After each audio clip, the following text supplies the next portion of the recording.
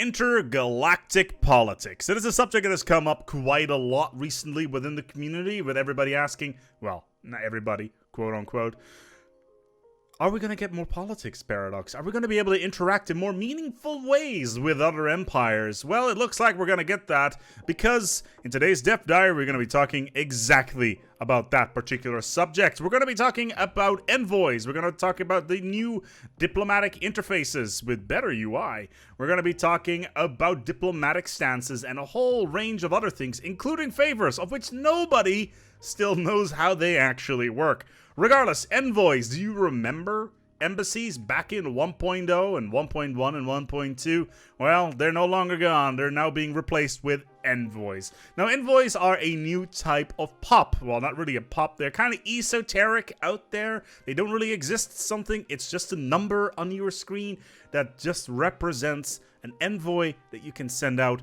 to another empire. So you could, for instance, go ahead and say, hey, empire over here, I would like to improve relationships with you. Like on this screen here is I would like to send an envoy over here, improve relationships. That is totally possible. And you can send out a pop here, and that pop will be gone for a year, but you can slowly but steadily improve relationships with them. And that is actually going to be really important, because previously you could just do it through treaties, through trade, etc. But having a passive bonus to slowly over time improving relationships is great. I do like this. There is no real notion, however, whether or not there are events attached to this. Something that, if there is, they are completely mismarketing this entire sort of approach, because having events attached to this would be amazing. It would be a great, great little update towards what we currently have.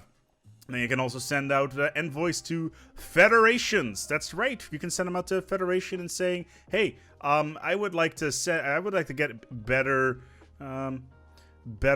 relationships with anybody within my federation, so I can push my ideas to the forefront once voting time happens." So that is totally possible. And then, of course, there's the Galactic community itself, where you can send out your envoy to the Galactic community, or multiple envoys to the Galactic community, to improve your diplomatic weight, which you then, in turn, can use in order to get your suggestions through a little bit easier. You know, democracy is a wheel, and bribery is the grease that turns that wheel. Unless, of course, you are, in fact, the Senate. So yeah, envoys, they're coming. I really hope there are events attached to these, because events are, for me, really the thing that makes the game so good. And past the mid game, you really not really get many of them anymore, and this is why I always run with the more events mod, because it gives me more events that also apply to planets, and they're more longer term. Hey, look at this, for instance, this planet. All of a sudden there's an event chain, and we've got ourselves aristocracy here, or something along those lines. Whether or not that is the case, I do not know. Like I said, if that is the case and there are events attached to this, then marketing needs to really jump on that, because that is a big deal and would be a huge selling point for me. Now, we have discussed in the past that Paradox Interactive, at least the Stellaris team, has a new UI designer as part of their team, and it immediately is reflected in the updated diplomacy screens that you see in front of you. Wow, look at that. It's actually clear about what is going on, what the Empire's amount of systems they have, how many worlds they have, how many pups they have, and also their diplomatic influence. And that's where you can see whether or not you can send an envoy over there, and also what their state is. In this particular case, they're a hegemon subordinate, and they are pathetic inferior and pathetic, especially in their fleet power, trade value, and of course their trade stance. Now they got the friendly modifier on here, as well as a stance, which is in this particular case belligerent, and we'll get to that shortly. And friendly, of course, also makes sense now, which is nice. And you can declare rivalry, and now you can actually see that this is important, because the screen all of a sudden becomes red. It has impact on you, and there may be consequences. I love it when games say, hey, there's this option over here, but there could be a long-term consequence. And I'm not talking just in 10 years, 20 years. I'm talking about the entirety of the rest of the game. Decisions that have long-term impact on your empire should be in this game because it makes the entire gameplay experience so much more impactful. You need to learn, and you need to deal with your own decision making all the way down the line. Whether or not that's going to be happening here, aside from this rivalry setup, is a little bit up in the air, because as soon as you declare a rivalry with somebody and they're next door to you and they have the opportunity, they will in fact attack you. But of course, you get 0.5 influence from them, so for that rivalry, which is always nice. Demand vassalization, same thing there. They're overwhelming, so they probably won't do anything. But yeah, you get the general idea. The screens are now red for negative impact, so there you have it. Diplomatic stances, we kind of touched upon this earlier on. When we go to our policy menu, there will be a new little drop-down called Diplomatic Stance. Now, Diplomatic Stance can be either belligerent, cooperative, isolationist, expansionist, or supremacist. Now, normally the AI has quite a lot of this. So, for instance, if we go over here, they are currently... they're a scientist directorate. I'm pretty sure there is a belligerent thing over here. Yeah, it's hostile right now, and that's one of the things that is an option. But we can say, for instance, hey, they are currently looking to be supremacists, so they want to go to war, so you know what to expect. It's time to build stations on the border, especially if it's in the early game, because in the late game, I don't think stations are all that good, at least in a defensive manner. But yeah, there you have it. Cooperative, and they also come with their own little modifiers. Of course they do, because ever since worlds came with their own little modifiers, like rural worlds or mining worlds or urban worlds, agri worlds. It seems the Paradox team are completely dead set on giving everything modifiers these days, which includes, of course, political stances. So, for instance, let's take a look at the expansionist political stance. It means that your colonies will develop a lot quicker. By 15%. Final numbers aren't final, by the way. Border friction, however, will go up by 100%, which means that if you're bordering with anybody, they will not like you very much. And you can't change them probably for like 10 years. Isolationist, very straightforward. You send an envoy to improve relations. It costs you additional influence a month, so make sure you got your factions in order, even though I still think factions are... I never look at that screen. Let's take a look here, actually. Let's for shits and giggles, take a look at the faction screen, if I can actually find the stupid thing. Where's my faction screen? There it is. I very rarely look at this screen to the point that I don't even realize where stuff is. Hey, we got the 70% approval from this faction. I don't really care. But yeah, increases admin capacity. Monthly unity. Diplomatic weight is reduced because obviously you're not going to be interacting with any other species if you're isolationist.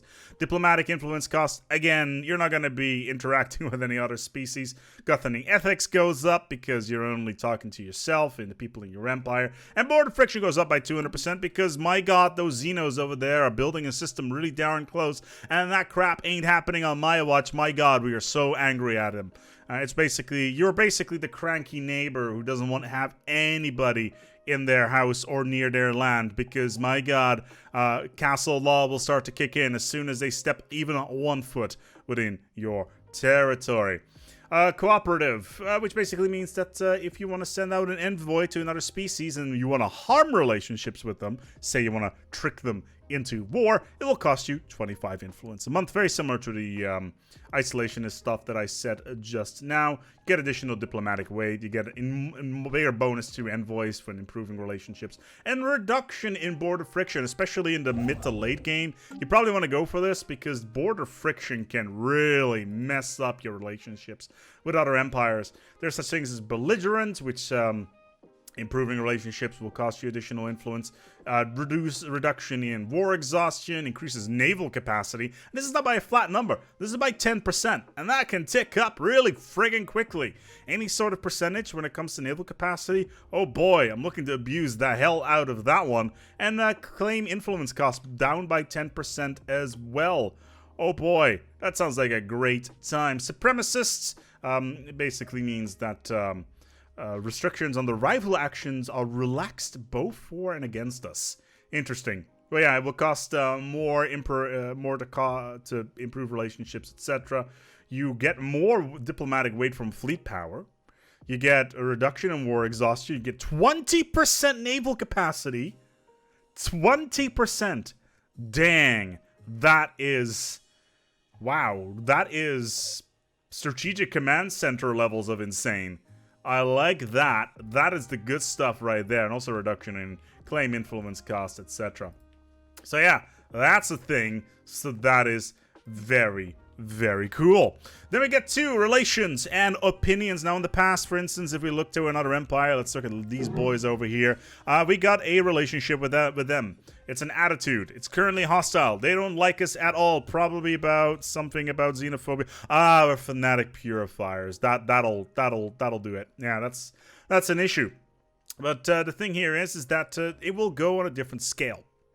So right now, they are pathetic to us, the trust or whatever, that's all there. But it will go from neutral to positive to excellent or terrible or tense. This, of course, all has impact on your relationship with that species. Now, over time, whether or not there's events attached to this, I do not know. I really hope there is, but we'll have to see about that. But yeah, they want diplomacy to be a little bit more of a fluid experience.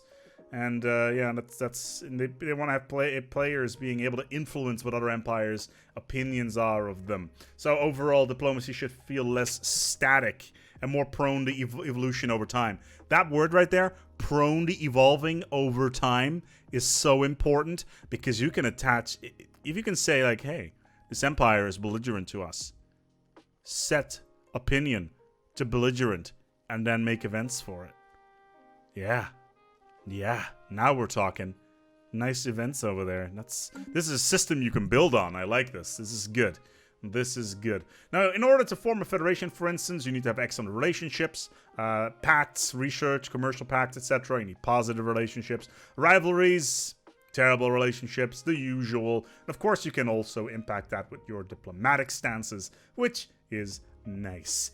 Then we get to the most vague thing that we have so far, which is favors. Now, I'm not talking about it's vague about in terms of how to use them. That's fairly straightforward. It's a new mechanic, and it increases your diplomatic weight by using favors so that other empires, so you can use other empires' diplomatic value to vote for your things within the galactic community. Very straightforward. What is not straightforward, however, is how you get them.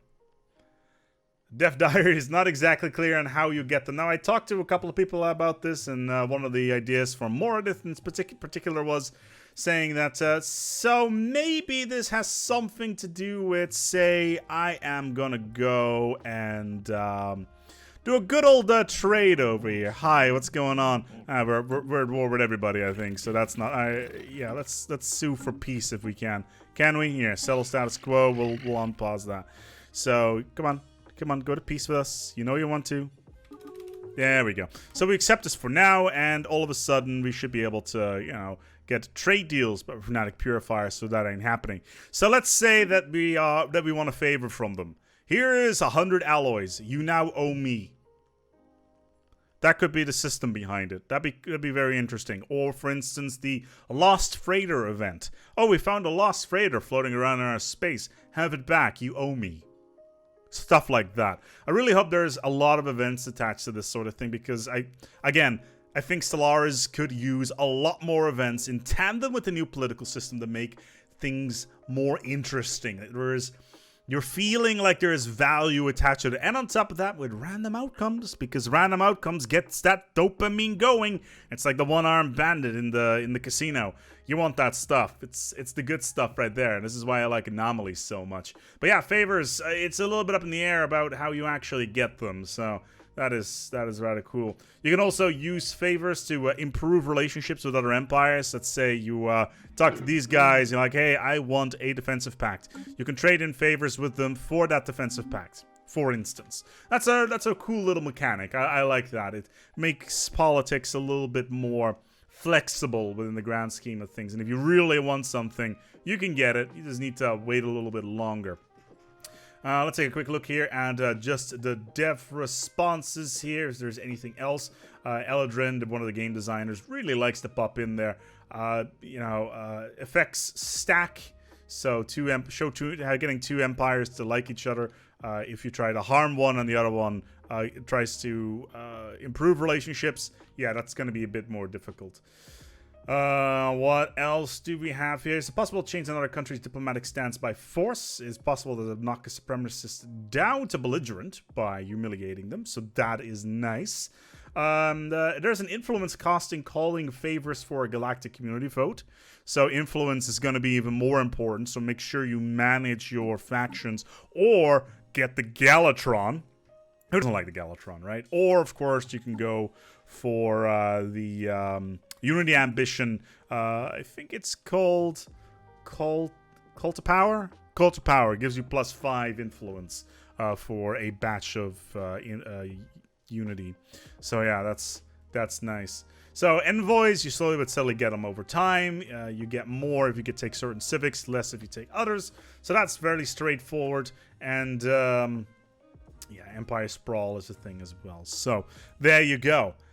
Galactic Politics. They're gonna be a thing. And it's very exciting to finally see this sort of thing within the game. Again, I really, really hope that there is a ton of events attached to this. Because, well, events to me is the lifeblood to a grand strategy game, Paradox style. It really makes or breaks the game for me. The more events, the better. And that's why I like Distant Stars so much.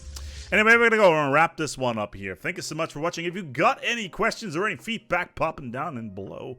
Liking is always a good idea as well. But in the meantime, until next time, take good care of yourselves and make sure to grab the heavy flamer, brother.